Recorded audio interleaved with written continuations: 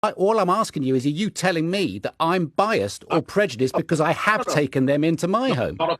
Are you suggesting that that's the case? Some people have legitimately held concerns about the amount of people coming to this country, notably those who have to live next door to people they don't know about. They see hotels that are full. They see public services being stretched, or at least that's their fear and it's their perception. How do you address the worries that those people have and the concerns? Are we worried about Ukrainians coming over? There are many more Ukrainians coming over. We seem to accept them. And of course, that's going to be a strain on the economy. That's going to have many coming over. But so why do we accept Ukrainians coming over, but not other people from Syria and Iraq?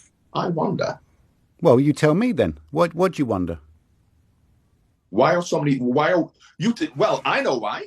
Because there's certain people are considered to be more worthy than others. Be it men, women towards men, gay people towards straight people, black people towards white people, Ukrainians or Syrians. Why do we presume that Ukrainians are more worthy? Why do we use the language of rapists and murderers and criminals coming over from Syria and Iraq, but there are no rapists, murderers, or criminals coming from Ukraine?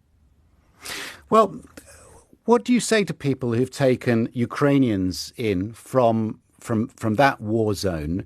Let's say women and children. What do you say to those people? Do you think that the people who opened up their homes and houses to Ukrainian women and children are somehow showing a bias?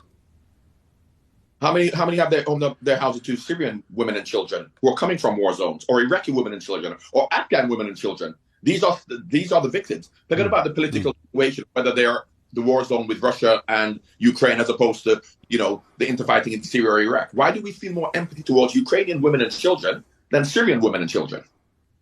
But I just asked you what you would say to somebody that opened up their home to, for instance, a Ukrainian woman and child, or man as well, in fact. Do you think that those people are in some way prejudiced? Is this what you're suggesting? Well, if you ask them whether they would take a Syrian woman and child into their house, there is your answer. And how many of them would take a Syrian woman or child into their house?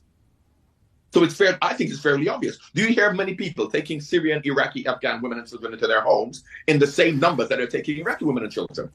I've got a woman called Yulia and a daughter, a 14-year-old called Sophia, who we took into our home. They're from a place called Mariupol.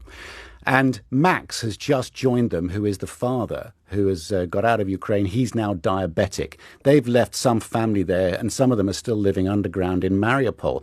Are you suggesting in some way that I have shown prejudice or bias for taking those people into my home? Have you ever considered taking a Syrian mother and child into your home, or an Iraqi? No, I didn't before because I wasn't immediate. Yeah, but all I'm asking you is, are you telling me that I'm biased or prejudiced because I have taken them into my home? Are you suggesting that that's the case? Not at all. You're showing empathy. But who do you show empathy to? The Homes for Ukraine scheme was the Homes for Ukraine scheme, and the people that I spoke to here after the invasion of Ukraine, the people that I spoke to, they laid out a story that was easily understandable. The narrative was there in front, and I had a place that we could put them, and it was the right thing for me to do. Did I know about Syrians, Iraqis, Yemenis, Eritreans? Less so, but that doesn't make me. That doesn't mean that I should be negatively judged. Not at all, Andrew. But why do you know more about Ukraine than about Yemen and Syria? Because as a society, we care more about it. So therefore, it's nothing to do with you. It's to do with the society and the culture we live in that will promote worthy people more than others. And who are the worthy people we promote? Why do you know about Yemen? This has been going on for years. Why do you not know about Syria? Why do you not know about Iraq? I do actually know a fair amount about all of these things. I just resent the idea of having a finger pointed at me that I am somehow being biased towards people with white skin rather than a different colour skin or a different culture. If I see suffering, John, I see suffering. I don't want to be judged on that, thanks. So one second, why don't we see suffering in Iraq and Syria and Yemen? We talk about these things a lot. Does that mean that we shouldn't talk about Ukraine? Why don't we? So that is why, because you know what would happen, Andrew? Yeah. If you saw suffering in Syria, Iraq, Yemen, yes, and you did not see suffering in Ukraine, you would have taken Syrians, Iraq, and Yemenis, and not Ukrainians. But why do you see suffering from Iraq from Ukraine, and not these other countries? That We was well. It was a very, very big news story, and I grant you that the way that the news story was presented and is presented is something that people relate to a lot easier in Ukraine than in other places. So I would have. It's a fascinating discussion, John, and I'm glad we got into it. We're supposed to be talking about Gary here.